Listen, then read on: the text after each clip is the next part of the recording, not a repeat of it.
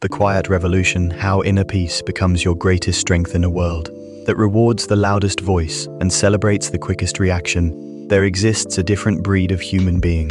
These individuals move through chaos, like water flowing around stones, effortlessly, purposefully, without resistance. They don't announce their presence with grand gestures or demand attention through dramatic displays. Instead, they carry something far more powerful, an unshakable inner calm that transforms every room they enter. You've encountered them before. Perhaps it was the colleague who remained composed during a heated meeting, while everyone else erupted in frustration.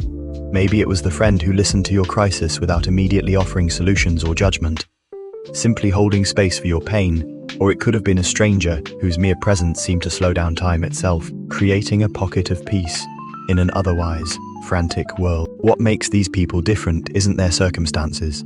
They face the same storms, heartbreaks, and uncertainties as everyone else.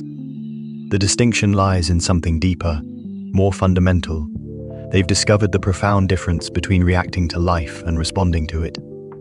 This isn't a skill they were born with. It is a wisdom they cultivated through experience, often through the very trials that break others. The alchemy of transformation, the journey toward unshakable calm, rarely begins with peace. Most people who embody this quality were once its opposite. Overthinkers who analyzed every conversation, people pleasers who bent themselves into impossible shapes, controllers who believed they could orchestrate life's outcomes through sheer willpower. They were the ones who stayed awake at night, replaying conversations, searching for hidden meanings in casual remarks, and constructing elaborate plans to prevent future disappointments. But something shifted. Perhaps it was the 100th time their careful plans crumbled, despite their best efforts. Maybe it was the moment they realized that their constant vigilance hadn't prevented a single heartbreak. Or it could have been the day they understood that their need to control everything was actually controlling them. Whatever the catalyst, they reached a turning point where exhaustion met enlightenment. This transformation doesn't happen overnight. It is a gradual process of unlearning, releasing the belief that emotional intensity equals emotional intelligence, that immediate reactions demonstrate authenticity, that staying perpetually alert protects against life's uncertainties. Instead, they began to understand that true strength often looks like stillness, that wisdom frequently whispers rather than shouts, and that the most profound responses sometimes involve no response at all. The neuroscience of stillness from a scientific perspective, this transformation involves actual changes in brain structure and function. The amygdala, our brain's alarm system, becomes less reactive through repeated exposure to mindful awareness. Meanwhile, the prefrontal cortex, responsible for executive function and emotional regulation, strengthens its connections and influence. This isn't metaphorical. It is measurable through neuroimaging studies. What this means practically is that calm individuals have developed what neuroscientists call response flexibility. Between the moment they perceive a stimulus and their reaction to it, they've created space, sometimes just milliseconds, but enough to make the difference between unconscious reaction and conscious response. In that tiny gap lies their superpower, choice. When someone criticizes them, they feel the initial sting just like anyone else. But instead of immediately defending or counterattacking, they pause. In that pause, they consider, is this criticism valid? Is the person speaking from their own pain? Will responding defensively improve or worsen the situation? What outcome do I actually want here? This internal consultation happens so quickly, it appears effortless, but it represents years of practice in emotional self-regulation. The misunderstood nature of calm society often misinterprets calmness as indifference or emotional numbness. People assume that those who don't react dramatically must not feel deeply. This misconception couldn't be further from the truth. Calm individuals often possess the richest emotional lives precisely because they've learned to experience feelings fully without being overwhelmed by them. They understand the difference between feeling anger and being consumed by rage, between experiencing sadness and drowning in despair, between acknowledging fear and being paralyzed by anxiety. Their emotions are like weather patterns. They observe from a mountain peak, real, impactful, but temporary. They can see the storm approaching, experience its intensity, and trust in its eventual passing. This perspective allows them to offer something invaluable to others, emotional stability in times of crisis. When others are spiraling, they become the steady presence that reminds everyone that this moment, however difficult, will pass. They don't minimize others' pain or rush to fix everything. They simply model the possibility of remaining centered, while fully acknowledging life's challenges. The paradox of detached engagement. One of the most fascinating aspects of truly calm people is their ability to care deeply while holding lightly. They invest themselves fully in relationships, causes, and experiences. Yet they don't cling to specific outcomes. This isn't apathy. It is a sophisticated form of engagement that recognizes the difference between influence and control. They show up completely for their children while understanding they cannot prevent every disappointment or mistake. They give their best effort at work while accepting that some factors remain beyond their influence. They love deeply while recognizing that loving someone doesn't mean you can protect them from all pain or guarantee the relationship's form will never change. This paradoxical approach, full engagement without attachment, represents emotional maturity at its highest level. It allows them to experience life's richness without being destroyed by its inevitable losses and changes. They've learned that trying to grip life too tightly often causes it to slip through their fingers, while holding it with open palms allows them to appreciate its beauty without fear of its transience. The cultivation of presence. Calm people share another remarkable quality. They inhabit the present moment more fully than most. While others are mentally rehearsing future conversations or rehashing past events, they've trained their attention to rest in the here and now. This isn't a spiritual concept as much as it is a practical one. Presence is where peace lives. When you are truly present, you are not fighting battles that exist only in memory or imagination. You are not defending against threats that may never materialize or trying to solve problems that haven't yet occurred. You are simply here, aware, responsive to what actually is rather than what might be or what was. This presence manifests in small but profound ways. They make eye contact during conversations, not because they've been taught it is polite, but because they're genuinely interested in the person before them. They taste their food, notice changes in weather, and can sit in silence without needing to fill it with noise. Their attention isn't scattered across multiple stimuli. It is gathered, focused, available. The practice of selective engagement, perhaps most importantly. Calm people have mastered the art of choosing their battles. Not everything deserves their energy, attention, or emotional investment. They've developed sophisticated filters that help them distinguish between what requires their response and what they can safely ignore. This discernment isn't about being dismissive or uncaring. Instead, it is about recognizing that their energy is finite and precious, and that squandering it on every minor irritation or drama depletes their ability to be present for what truly matters.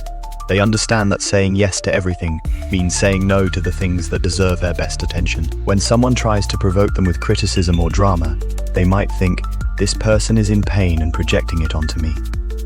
This isn't really about me. I can acknowledge their struggle without taking on their emotion." Or when faced with a situation they cannot control, they might recognize, "I can influence this outcome through my choices and actions, but I cannot guarantee it. I'll do what I can," and release attachment to the result. The wisdom of weathered souls. Most profoundly calm people carry within them the wisdom of experience, often difficult experience. They've been through seasons of chaos, periods of intense emotional turmoil, times when they felt completely lost or overwhelmed. But instead of being broken by these experiences, they were shaped by them. They learned through lived experience what cannot be taught through books, that emotions are temporary, that crises eventually resolve, and that their essential self remains intact regardless of external circumstances. This isn't to say they seek out difficulty or believe suffering is necessary for growth. Rather, they've integrated their challenging experiences into a broader understanding of life's rhythms. They know that joy and sorrow, success and failure, connection and solitude all have their seasons. They've stopped trying to live permanently in the pleasant experiences and stopped believing that difficult ones define them. The ripple effect of calmness. When someone embodies genuine calm, it affects everyone around them. Their nervous system's regulation helps regulate others' nervous systems through what scientists call co-regulation. Their steady presence gives others permission to slow down, breathe deeply, and reconsider their own reactivity. In families, they become the stabilizing force that helps everyone navigate turbulent times. In workplaces, they're often the ones colleagues turn to during crises, because their perspective helps others see beyond immediate panic to longer-term solutions. They offer the gift of being fully listened to, without judgment or immediate advice. This influence happens without effort or intention. They're not trying to calm others, they're simply being themselves. But their authentic embodiment of peace creates space for others to find their own center. It is a quiet form of leadership that doesn't announce itself, but transforms environments simply through presence. The daily practices of peace while calmness might seem like an innate gift. It is actually maintained through consistent, often invisible practices. Calm people tend to have routines that protect their inner state. These might include morning moments of silence before checking phones, regular walks in nature, evening reflections on the day's experiences, or simply pausing to take 3 deep breaths before entering stressful situations. They're also careful about what they consume, not just food, but information, entertainment, and social interactions. They limit exposure to unnecessary drama, choose media that informs rather than inflames, and spend time with people who enhance rather than drain their energy. They understand that maintaining inner peace requires conscious choices about what they allow into their mental and emotional space. The evolution of strength, perhaps most remarkably, calm people have redefined strength itself. In a culture that often equates strength with dominance, volume, or aggressive assertion, they embody a different kind of power. The power of self-possession, the strength to remain centered while others lose their balance, the courage to be soft in a hard world. This strength doesn't come from never being hurt or challenged. It comes from learning to remain themselves, regardless of external circumstances. They've discovered that you don't have to become hard to survive difficult experiences. You can remain open while being wise, vulnerable while being boundaried, gentle while being firm. Their strength shows in their ability to sit with others' pain without trying to fix it, to disagree without becoming disagreeable, to stand firm in their values without becoming rigid in their thinking. They demonstrate that true power isn't about overpowering others, but about being so grounded in yourself that you cannot be easily shaken or swayed. The invitation to stillness in our hyper-connected, constantly stimulated world, calm people offer a different way of being, one that prioritizes depth over speed, understanding over reaction, presence over productivity.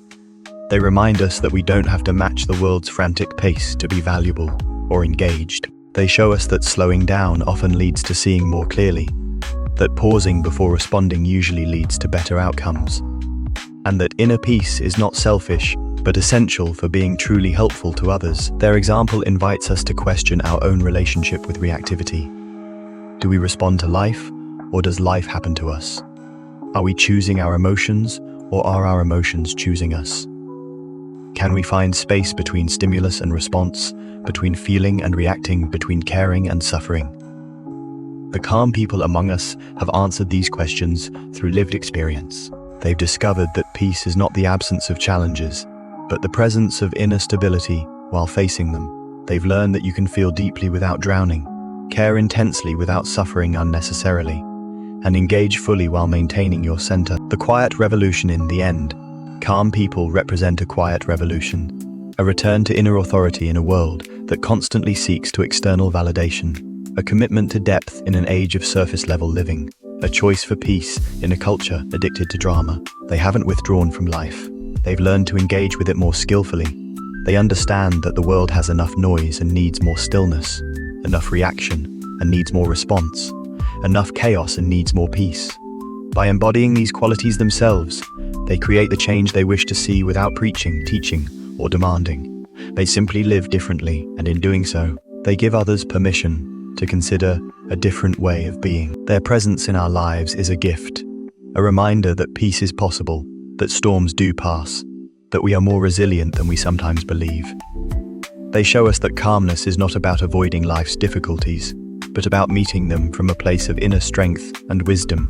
In a world that often feels overwhelming, they offer something profoundly hopeful, the possibility of finding stillness within the storm, not by escaping it, but by learning to dance with it. And perhaps that is the most important lesson they teach us, that peace is not a destination you reach, but a way of traveling, not a state you achieve, but a practice you cultivate, not something you find outside yourself, but something you remember within. In remembering this, they help us remember it too. And in that remembering, the quiet revolution continues, one peaceful moment at a time.